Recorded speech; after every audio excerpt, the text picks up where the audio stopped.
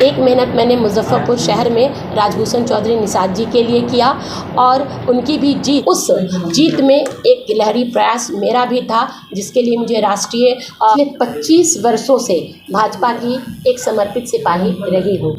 Party अगर हम पर विश्वास करती है, जनता अगर चाहती है, तो मुझे अगर टिकट मिलता है तो मैं चुनाव क्यों नहीं लड़ूंगी।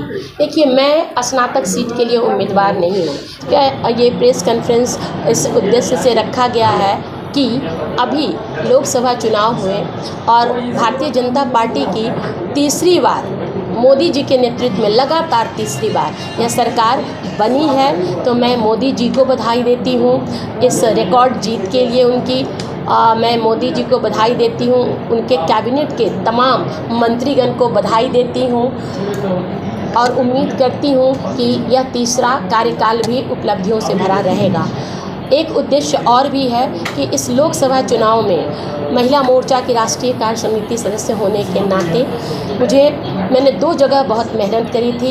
एक मेहनत मैंने मुजफ्फरपुर शहर में राजभूषण चौधरी निषाद जी के लिए किया और उनकी भी जीत, बिहार में सबसे अधिक मतों के अंतर से उनकी जीत हुई और सुखद परिणाम ये रहा कि वो केंद्र में राज्य मंत्री भी बने। तो हमने उनके लिए 45 छोटी छोटी सभाएं की थी। मैं मुजफ्फरपुर के जनता को भी बधाई देती हूँ, उन्होंने मोदी जी की नीतियों पर विश्वास किया और इतनी भारी जीत राजभूषण चौधरी निषाद जी को मिली, उनको भी बधाई। दूसरी एक अहम जिम्मेवारी मुझे उड़ीसा में दी गई थी और उड़ीसा के केंद्रापाड़ा में मैं बैजयंत जय पांडा जी के लिए गई और भी वहाँ के विधानसभाओं में मैं घूमी थी। वहाँ की जो जीत हुई है वो ऐतिहासिक है। 30 वर्षों के राज्य को पलट दिया जनता ने मोदी जी पर विश्वास करके और वहाँ पर सुभद्रा योजना, वहाँ के बच्चों को, लोकल बच्चों को सरकारी जॉब में या एम्प्लॉयमेंट देने की बात जो मोदी जी ने की थी, उस पर लोगों ने विश्वास किया। 21 लोकसभा सीटों में से 20, 147 विधानसभा सीटों में से 78 सीट, यानी कंप्लीट मेजॉरिटी जिसको कहिए, वह उड़ीसा की जनता ने दिया। मोदी जी के कामकाज पर उन्होंने मोहर लगाया है। तो उस जीत में एक गिलहरी प्रयास मेरा भी था, जिसके लिए मुझे राष्ट्रीय ये महिला मोर्चा की जो अध्यक्षा हैं, उन्होंने एक प्रशस्ति पत्र, धन्यवाद पत्र भी भेजा है।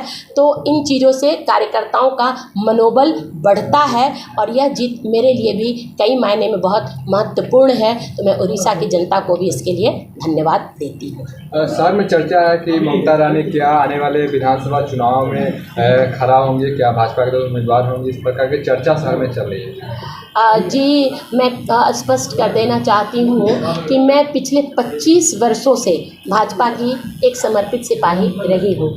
पार्टी अगर हम पर विश्वास करती है, जनता अगर चाहती है, तो मुझे अगर टिकट मिलता है तो मैं चुनाव क्यों नहीं लड़ूंगी। हर कार्यकर्ता की ये इच्छा होती है कि वो चुनाव लड़े, वो बोर्ड में जाए, वो परिषद में जाए। तो मेरी भी एक स्वाभाविक सी ये इच्छा है, लेकिन मैंने पहले भी कहा कि जो शीर्ष नेतृत्व फैसला करेगा, मुझे अगर पार्टी ने मौका दिया, मुझ पर अगर पार्टी ने ये जिम्मेवारी दी, तो मैं बिल्कुल जाऊंगी जनता के बीच, बिल्कुल चुनाव लड़ूंगी। अभी विधान पार्षद का सीट खाली हुआ, इस्तीफा जिस प्रकार से देवेंद्र ठाकुर ने दिया, तो क्या लग रहा है आप उम्मीदवार होंगे आप लोग में से? देखिए, मैं स्नातक सीट के लिए उम्मीदवार नहीं हूँ। मैं जिसकी तैयारी नहीं करती उस परीक्षा में मैं कूदती नहीं आदतन। और ये सीट जदयू समर्थित सीट है, तो इसमें जदयू समर्थित कैंडिडेट आएंगे, ऐसा मैं उम्मीद करती हूँ और हम सब मिलकर उनके लिए काम करेंगे।